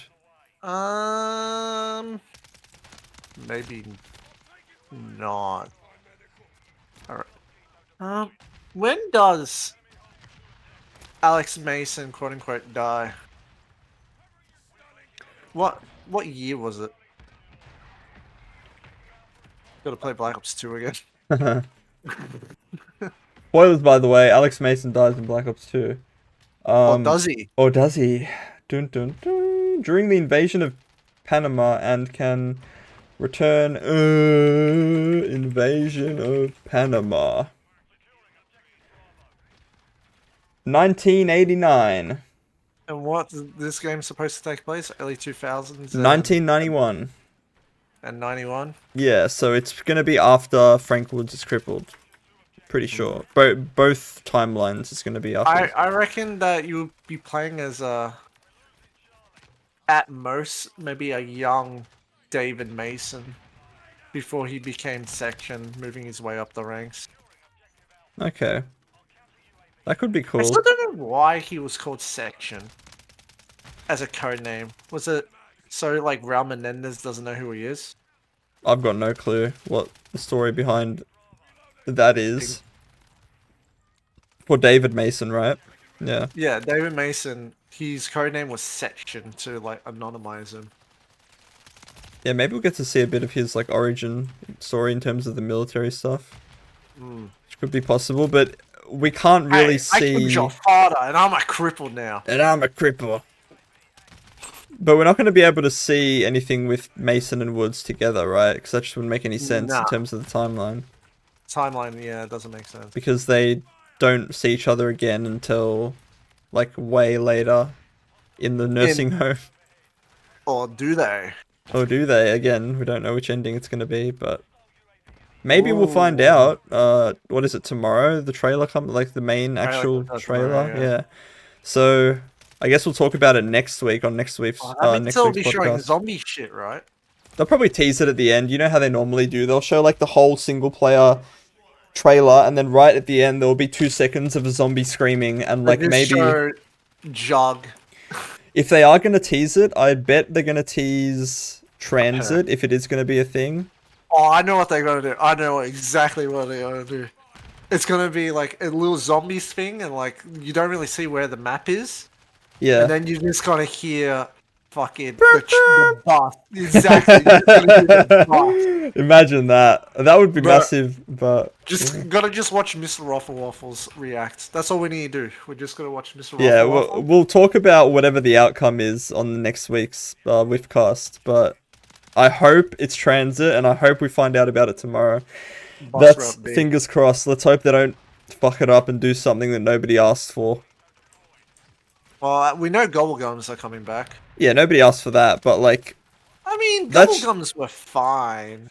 Kinda. That's just like... Everyone can live with Gobble... Because you can just decide not to use them, right? Like, you don't need to use Gobblegums. You can just play normally without them. Yeah. That's not a big deal. What I mean is like... Don't give us like a shit map, or don't give us operators. That's the one thing I'm most curious about, is the operator thing. Like, just give out operator skins, and they can only exclusive to zombies. But multiplayer operators can't be in zombies. But zombies operators can be multiplayer. Yeah, exactly. That's all I want. Easy fix, but it's all about money. So we'll see. We'll see what they do, and hopefully money. Not as much money, because if I can't play as my multiplayer operator in zombies, then maybe, you know, I won't want to... People don't even play zombies! Hey, they play for like 2 minutes. That's enough. You gotta get maximum time out of everybody. We will find out tomorrow, though. We'll see how it goes. Would you like to choose the next topic? What else is it? There's not much left. Pretty much done. There's a thing about... the 50 series. There is what else is there? There's the Mike Tyson Jake Paul boxing fight. Yeah, we could talk about that. Talk about that? Okay. Well, basically what happened there is Mike Tyson had some sort of medical thing that he had to deal with, and because of it, the fight was delayed. Well, for like the year or indefinitely? Let's see. It says it's been postponed due to ongoing health issues with Mike Tyson. The announcement was made by Paul's promotion agency, Most Valuable Promotions, confirming that a recent ulcer flare-up plaguing Tyson had been cause for the delay.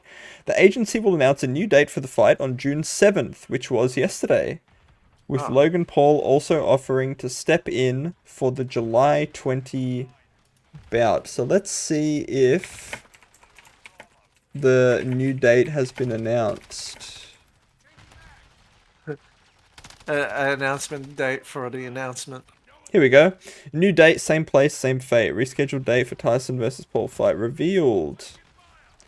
Rescheduled for November 15th after being postponed from July. So it was supposed to happen in July, and now it's going to happen in November. That's a pretty significant difference. I mean, I don't know about you, but this year's been flying for me. Yeah, it's been going pretty quick, but when you're training for a boxing match, like, that becomes your whole life. Like, that's like your whole life, quite literally. You're just doing that every day, all day.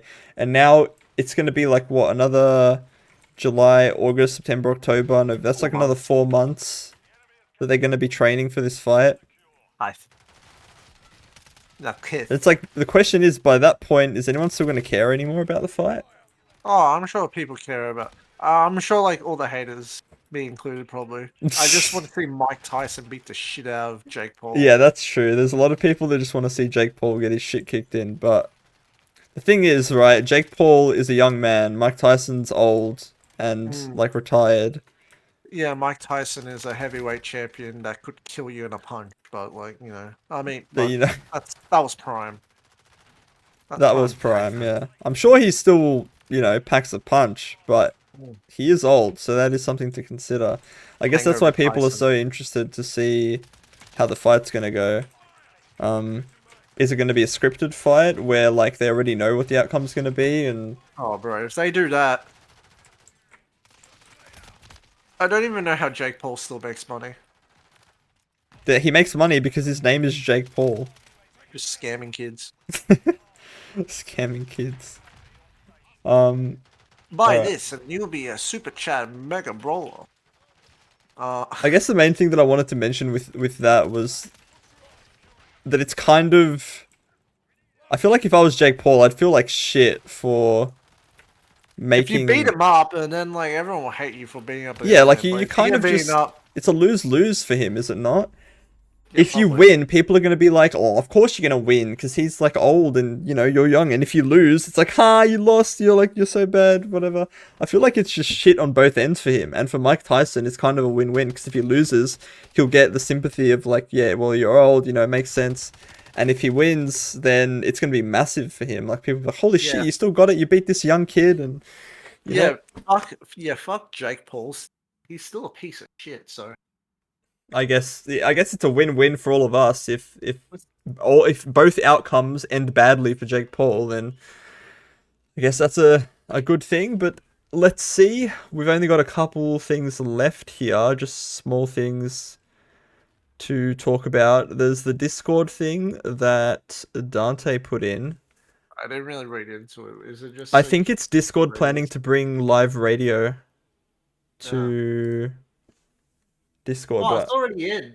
Oh, it's in? TuneIn Radio. When you click on activity, there it is. Start an activity. Oh, it is in. TuneIn Radio and podcasts, up to 25 participants.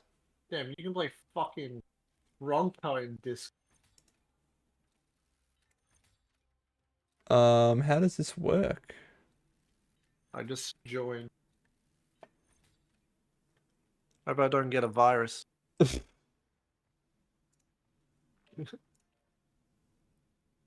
Join activity. Tune in. Oh, Triple J, let's go.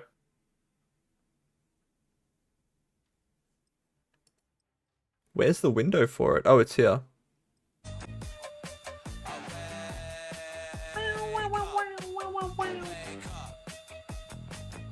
Well, there you go. I guess it works. Great. And I guess you can listen to podcasts here too, right? That's pretty cool. Yeah. Maybe we'll figure out.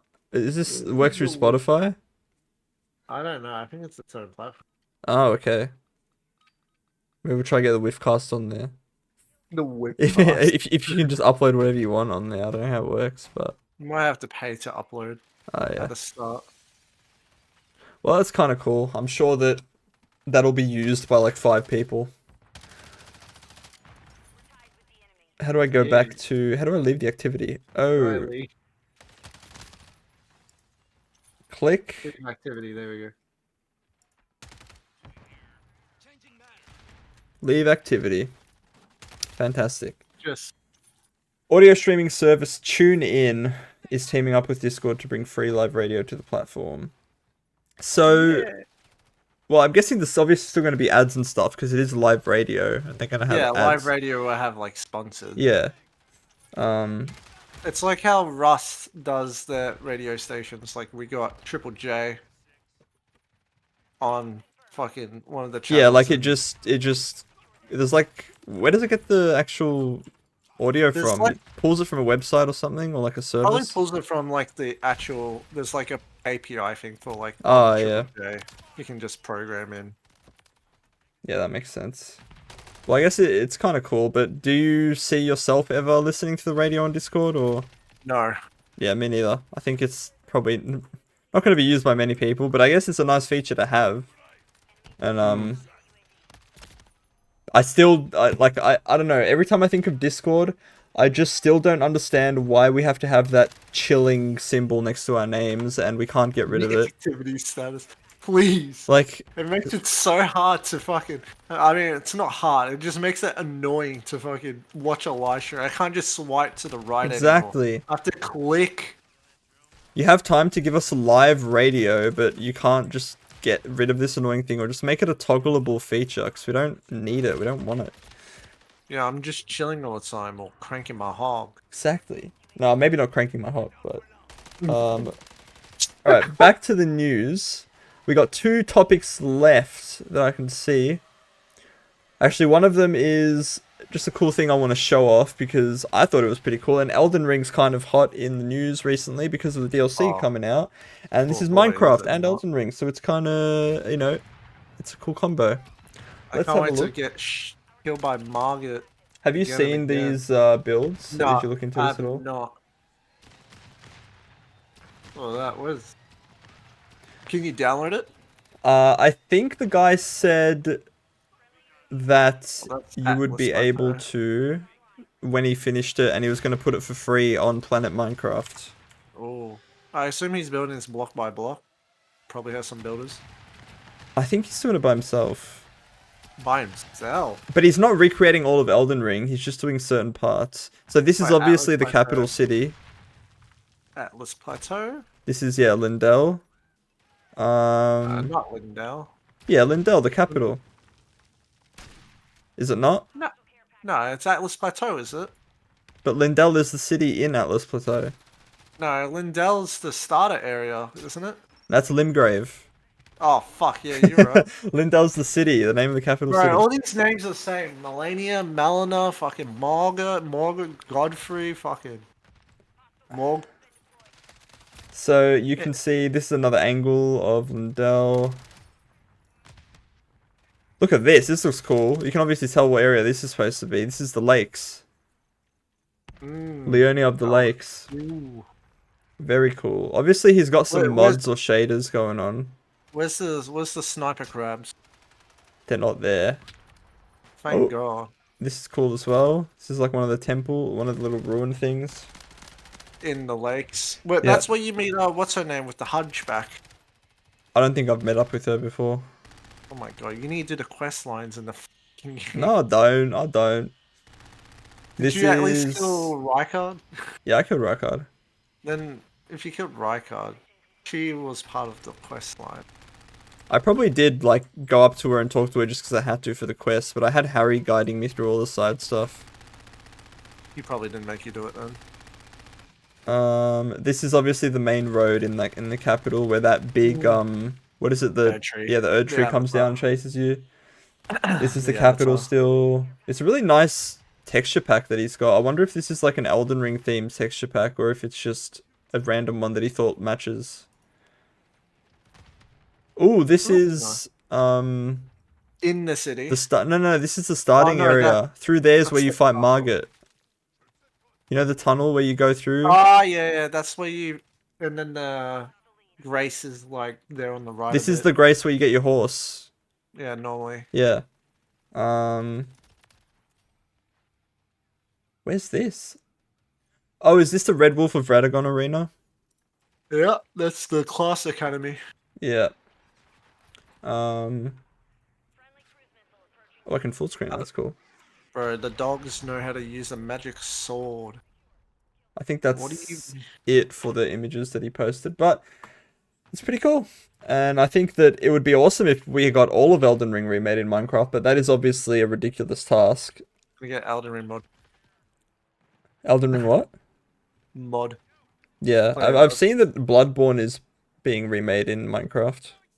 Ooh. Which is kind of cool as well. What about Bloodborne being ported to PC? That would be even cooler, but I don't think we're going to get that. Don't say that.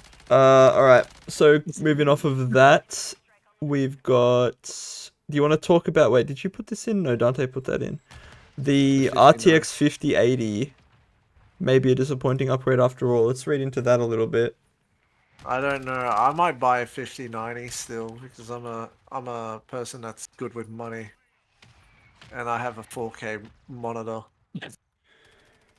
According to a reputable leaker.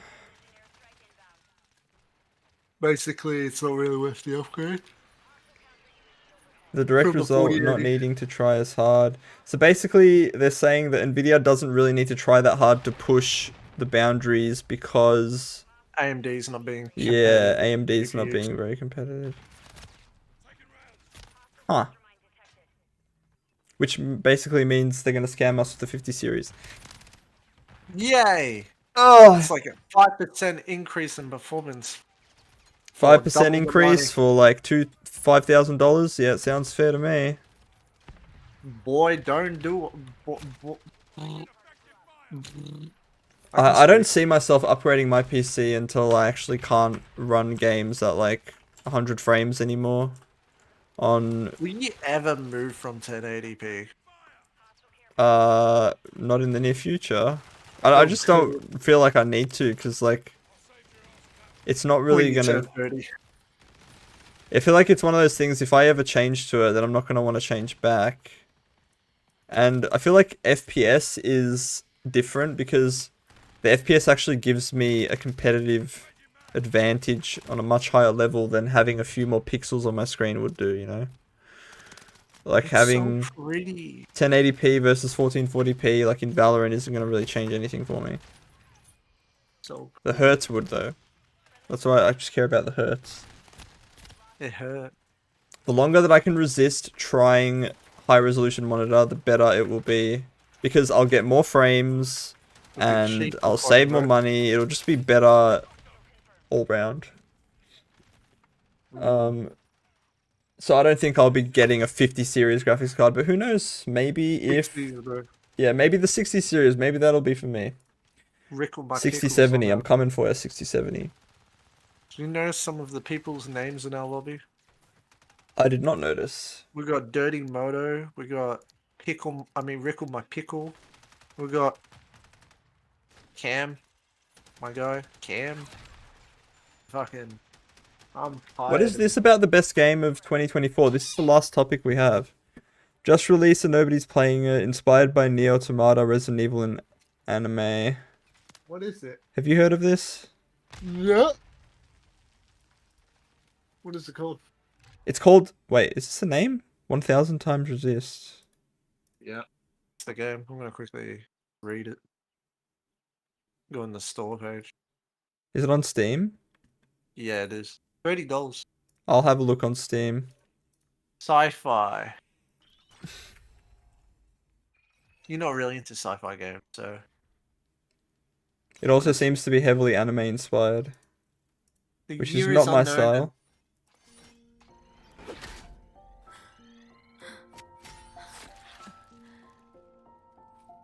Is it open world? I'm not sure.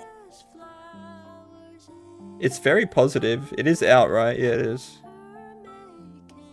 I don't even know what the game is. People say it's more of a visual novel game. You play it for the story. Yeah, it does look very story heavy. Apparently it is a disease spread by an alien invasion, keeps you underground. You fulfill your purpose by serving the All Mother until the day you discover a shocking secret that changes everything. It doesn't seem like the game is very popular. It might just be like a niche thing that... Yeah. But people seem to like it. The people who do play it seem to like it, so... But it just doesn't seem... appealing to me. Yeah, to me it doesn't seem appealing, but... I also wouldn't play the games, like, I haven't played Nier Automata either. Which is one of the games that it's apparently similar to. Have you played Nier Automata? Yeah, I played it. Is that like a beat-em-up game? Yeah, it's a hack and slash. Okay. So how is that and Resident Evil in the same vein? So I don't. I don't know. You gotta play the game, man. You gotta play the game. I guess I gotta play the game. You gotta play the game to find out. Yeah. Well, that topic does conclude everything that we had here, so that's nice. We've made it to the end. We had like 15 topics or so this week. And we had Whiff of the Week as well at the start, which we will continue to hunt for the biggest whiffs of the week in the future. I'm sure Costas is going to go on the Whiff of the Week. I am very hyped to see Costas on Whiff of the Week soon, because I think that'll be a good one. I'm just going to be... I've always got Shadowplay running, so like it doesn't matter when it happens, I will record it as long as I'm in the game. You just got to spectate Costas whenever you die. Exactly. And then I will have it. He won't be able to hide them from me. Thank you once again, Paul, for joining me on the Whiffcast. Now that we actually have a name for it, you know, everything feels, it's much smoother, everything's nicer. We have a little layout here. We have UI. We have the Whiff of the Week. I might make a outro thing as well, just to end the stream off, but I don't have one at the moment. So I'll probably just change back to the intro and use that as the outro.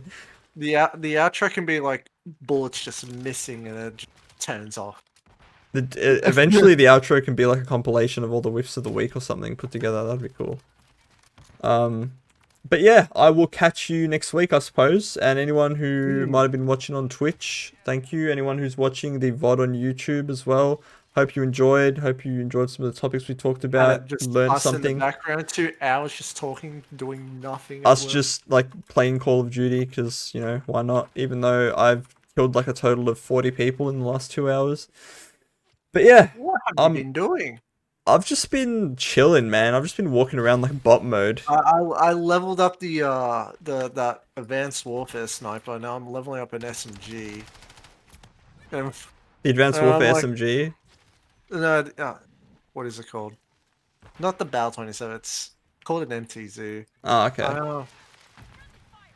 I leveled up the more sniper rifle, that charge up one. It's like that. Oh yeah, that one. Well, it's probably not even the meta anymore now. The Car 98's out.